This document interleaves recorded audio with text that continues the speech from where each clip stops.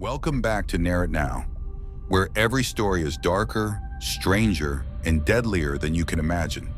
Today's recap is As the Gods Will, a Japanese thriller where childhood toys turn into executioners, and survival is the only rule. We open with Takahata, a high school student who's bored with life. He wants more excitement, but he never expected his wish to be granted like this.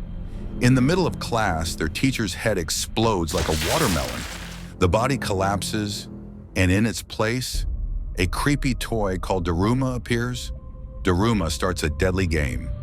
The rules? Simple. When I look at you, don't move. Like red light, green light. Except the penalty for moving is instant death. The classroom erupts in panic. One by one, students twitch, stumble, or scream, and their heads explode into showers of blood. The walls drip red. The floor is littered with bodies, but there's a way out.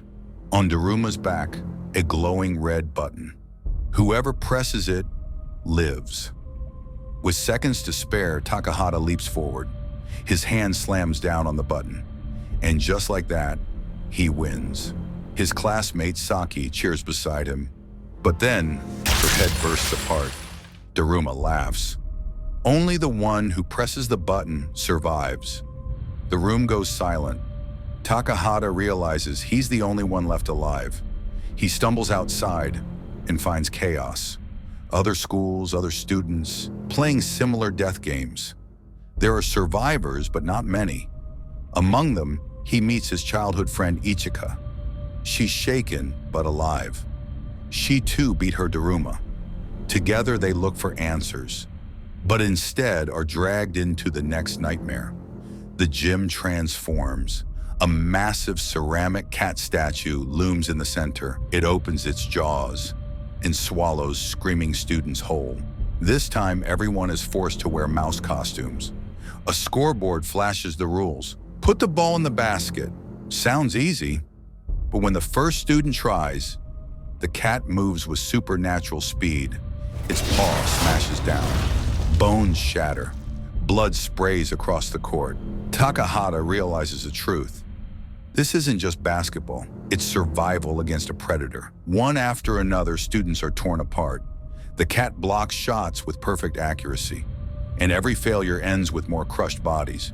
Then Ichika's turn comes. She trembles, clutching the ball. The cat's mouth opens wide. But just before she's swallowed, Takahata notices something strange. The cat doesn't kill out of hunger. It just wants to be scratched. He rushes forward and rubs its back. The giant monster begins to purr. Its fury fades. The survivors breathe in relief, but greed takes over. The students argue over who should take the final shot. Voices rise. Shoving begins. The noise wakes the cat. Its smile vanishes. It attacks again, tearing through bodies. In the chaos, a ruthless classmate named Amaya grabs the ball. He scores. The buzzer sounds. The game ends. Only 3 remain alive. Takahata, Ichika, Amaya. They're dragged into a giant floating cube. Inside, they discover survivors from across Japan, and even the world. Dozens of them, all shaken, all traumatized. But there's no time to rest. The next game begins. A row of puppets appears, each clacking wooden feet across the floor. The rules, blindfolds on. Guess who's standing behind you? Guess wrong, and you die. Fear spreads. Students cry. Some answer wrong, and instantly their heads explode. Takahata volunteers to take Ichika's turn. He listens carefully, memorizing each puppet's footsteps. And when it's his turn, he answers correctly.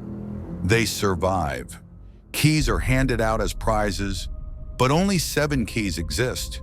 When the group comes up short, Amaya solves the problem his way. He murders his own partner and takes the key for himself. To him, it's simple. Only the strong deserve to live. The next stage begins in a frozen wasteland. A towering polar bear greets them. Its game is cruel. It asks questions. If someone lies, the group must choose who to sacrifice. And if they refuse, everyone dies. The students panic, Accusations fly, lies mixed with half-truths. When suspicion falls on Takahata's old flame, Tokusa, he pleads for her life, but fear wins. The group votes against her. A crushing block slams down. She's flattened before his eyes. Takahata is broken, but then he notices something off. The bear has lied too. It's no judge of truth, just another manipulator. The group exposes it. The polar bear burns away, and the survivors move forward. At last, the final trial. One player is chosen as the hunter.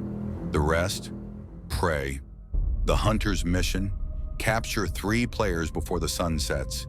And the chosen hunter is Amaya. He hunts mercilessly. One by one, he captures students and locks them in boxes. Even Ichika falls into his hands. Only Takahata remains free, but he won't give up. He fights Amaya head-on, chaining him down.